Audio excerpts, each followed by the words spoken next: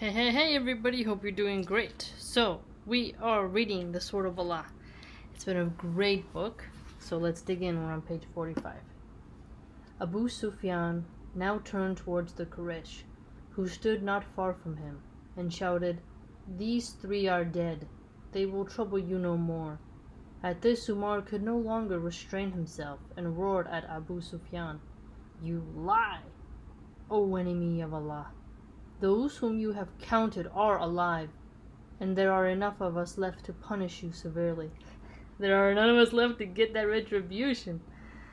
Abu Sufyan's response was loud and contemptuous laughter. He knew that the Muslims were in no condition, at the moment, to punish anybody. But he called to Umar, "May Allah protect you, O son of Al-Khattab! Is Muhammad really alive?" "By my Lord, yes, and even now he hears what you say." "You are more truthful than Ibn Qaymiyah," replied Abu Sufyan. Then took place a last dialogue between Abu Sufyan and the Prophet. Okay, the last dialogue between them. The Prophet did not speak personally to his enemy, but would tell Umar what to say, and Umar would shout the reply back at Abu Sufyan. Interesting, like an intercessor. I say that, like a... okay. I wonder why. Let's see. Abu Sufyan says, "Glory to Hubal, glory to Uzza." Oh, those their idols, right? The Prophet, "Glory to Allah, most high and mighty." Abu Sufyan, "We have Uzza and Hubal. You have no Uzza and no Hubal." That's kind of redundant, right? The Prophet, "We have Allah as Lord. You have no Lord." Abu Sufyan, "The deed is done. This was our day for your day of Badr. The destiny of war is not constant." The destiny of war is not constant. It's always shifting, essentially, right? "We shall meet at Badr again next year." The Prophet, "At Badr we shall meet. You have our pledge." Abu Sufyan, "You will find among your dead some who have been mutilated. I neither ordered this nor approved of it. Do not blame me for this."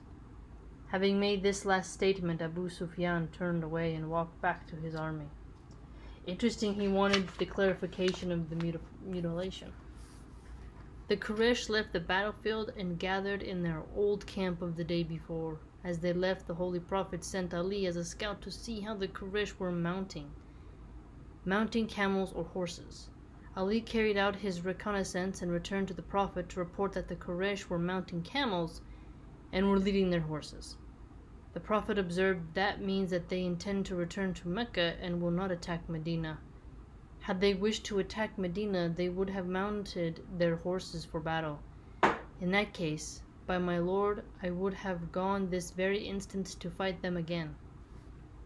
The Quraysh spent the night at Hamarat ul-Usad. Okay, that's a cool name. 10 miles from Medina. Oh. Muslims returned to Medina except for some stragglers who were to turn up the following day and the day after.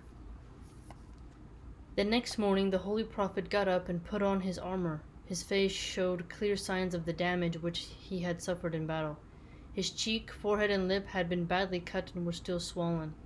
The loss of his 2 teeth caused him pain. I bet.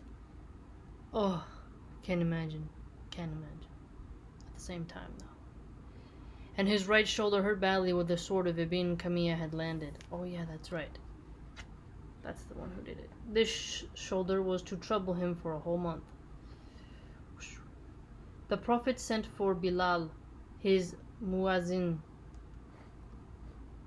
And what is that? Okay, it's 49. The one who calls the azan, the Muslim call to prayer. Oh, okay.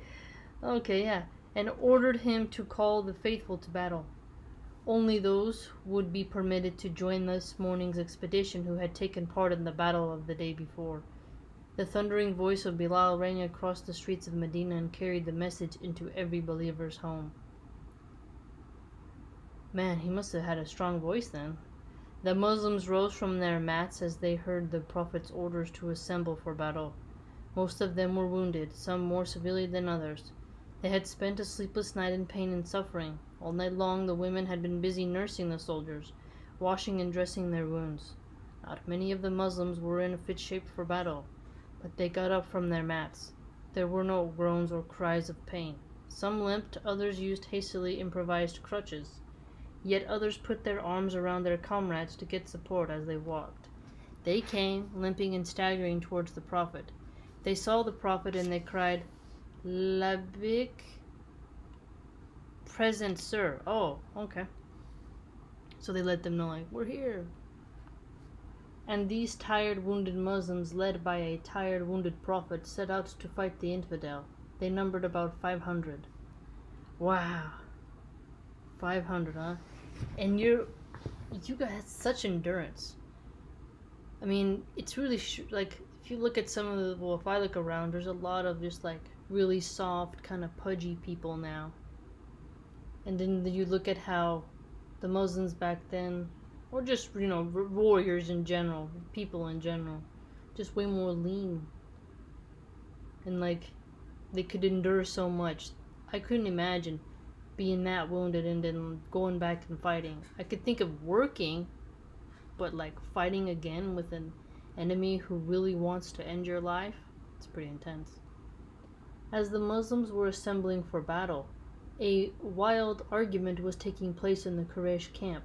Ikrama, no less aggressive than he had been the day before, was insisting on a return to battle for the reason that the Muslims were in a bad way as a result of the battle, and now was the time to seek them again and completely crush them before they recovered from the setback. Okay, so that makes strategical sense, right? "Enough is enough," replied Sufwan bin Umayyah. "We have won the battle, and this victory should be sufficient for us. If the Muslims are in a bad way, we too are not in perfect condition. Most of our horses and many of our men are wounded. In the next battle, if we fight with our present strength, we might not be as lucky as we were yesterday." That's a true point, right? Didn't Abu Sufyan say that the everything, war's always shifting? What was it? Oh, dang it. Oh yes, the destiny of war is not constant, right? So it is not. So again, you don't know if it will be the same. By now the Quraysh leaders had also heard of the defection of the 300 hypocrites. The fear that troubled them was the possibility of the return of these 300 in a repentant mood to the Prophet. Oh, that's a good point, right? Yeah, they could definitely go back, for this would considerably augment the strength of the Muslims with fresh troops. That's right. They think of everything, don't they? While this argument was in progress, the Quraysh soldiers discovered and caught 2 Muslim scouts who had been sent by the Prophet to seek information of the Quraysh. These scouts were promptly killed. By their presence confirmed the fears of Sufwan and Abu Sufyan that the Muslims were in an aggressive mood and sought battle. Look at that. You sending the scouts out means, you know, you're looking in the waters. It'd be a dangerous time to be a scout back then in battles like that, because it's life or death. You gotta be so sneaky, so sly, and swift to get in and get out with the information without getting caught. I mean, that's skill, right? But they got caught and were killed. But you know when you're going into it in a way, hey, you know, you might die going on that mission. It might be your last spy mission, right? Abu Sufyan promptly gave orders for the move to Mecca, and the Quraysh army rode away. In the afternoon, the Muslims arrived at Hamra-ul-Asad and found it deserted. They set up camp. After 4 nights at Hamra-ul-Asad, they returned to Medina. The campaign of Uhud was over. A total of 70 Muslims had fallen in battle. Abu Sufyan had killed 1.